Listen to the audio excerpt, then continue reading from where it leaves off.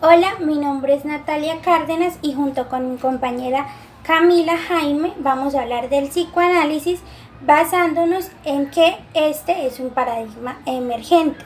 Somos estudiantes de psicología y estamos cursando epistemología. Entonces, la teoría psicoanalítica o psicoanálisis es una pseudociencia fundada en el siglo XIX, alrededor de 1896, por el neurólogo austriaco Sigmund Freud. Se fundamenta en la obra de él llamada el psicoanálisis, que es una ciencia que estudia los procesos psíquicos inconscientes, el papel de la sexualidad en el desarrollo psicológico. La preocupación central de la misma es la atención a las manifestaciones provenientes del inconsciente, bien sea por actos, por palabras, por ensueños, sueños, fantasías y demás. Esas vendrían siendo las características generales. Ahora pasemos a la emergencia del sujeto.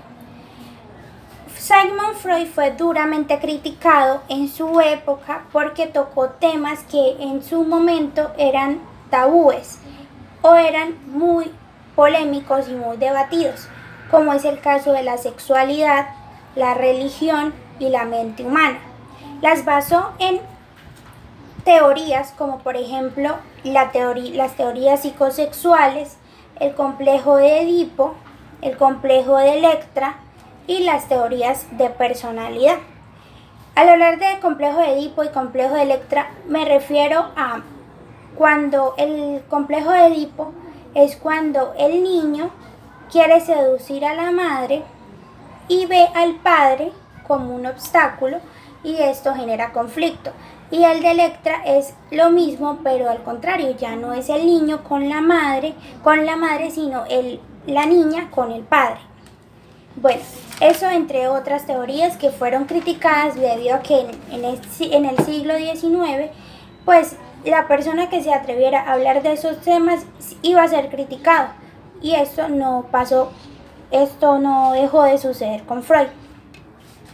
Esto como una emergencia del sujeto fue las críticas que por sus teorías que llevó consigo Sigmund Freud.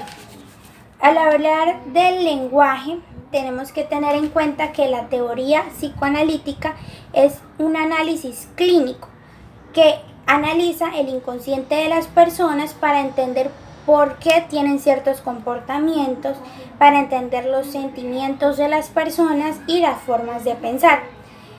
Se basa en métodos de terapia y tratamiento. Por lo tanto, Freud tenía claro que para él las personas que acudieran a él no eran clientes, eran pacientes. Entonces, por lo mismo, era un análisis clínico. Basado en un análisis clínico, él planteó todas estas teorías que fueron duramente criticadas en la época, que hoy en día se siguen dando las críticas, ya sea para agregarle algo, personas que quieran agregar más teorías basándose en los postulados de Freud, o personas que quieren y que han demostrado ciertos errores de el autor con su teoría.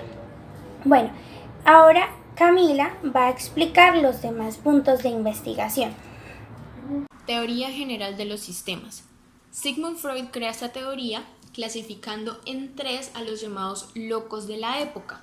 Esta teoría fue tan revolucionaria que más adelante se convertiría en las primeras bases para la psicopatología en general. Su clasificación es los neuróticos, los psicóticos y los perversos. Los neuróticos. Los neuróticos son aquellos que tienen una tensión tan grande de su medio externo, ya que todo el tiempo quiere salir su vello a la luz y ellos quieren controlarlo, y al querer controlarlo lo que hacen es reprimirlo, y lo reprimen a través de unos llamados mecanismos de defensa. Estos mecanismos de defensa son más de 50. Algunos de ellos son la sublimación y la regresión. Estos mecanismos lo que hacen es ayudar a adaptar su vello y sus pulsiones a lo normal del medio.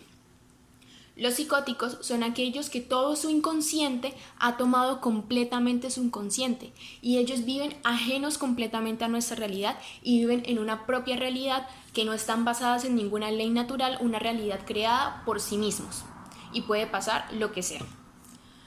También están los perversos. Los perversos son todos aquellos que tienen parafilias, aquellos que no son capaces de controlar sus pulsiones sexuales y son llamados los depredadores sexuales.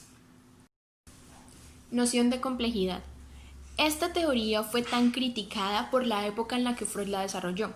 Históricamente hablando, esta época era muy conservadora, en la que todo aquello que no era físico o medible no era real. Así que estas personas con estos problemas mentales, la gente los consideraba locos o los consideraban que estaban poseídos por el diablo. Entonces, Freud, al utilizar sus conocimientos en medicina y en psiquiatría, lo que hace es ponerles una clasificación de una enfermedad mental, cosa que en la época no se tenía ningún conocimiento, y los convierte a ellos, los clasifica a ellos como en una clase de enfermedad tratable y curable, cosa que en la época no era tan inexplicable, que no tenía como una razón de ser. Y esta teoría de Freud fue tan alabada y aclamada y al mismo tiempo tan criticada porque a partir de Freud se marcó un antes y un después en la psicología, incluso en la medicina, ya que muchos filósofos, médicos, psicólogos han vuelto a Freud, ya sea en esta teoría o en cualquier otra, ya sea para apoyarlo, para reforzar sus teorías o para criticarlo. Y para bien o para mal, estas tres clasificaciones se convirtieron en las primeras tres bases para la psicopatología usada por médicos, por psiquiatras y por psicólogos a nivel mundial.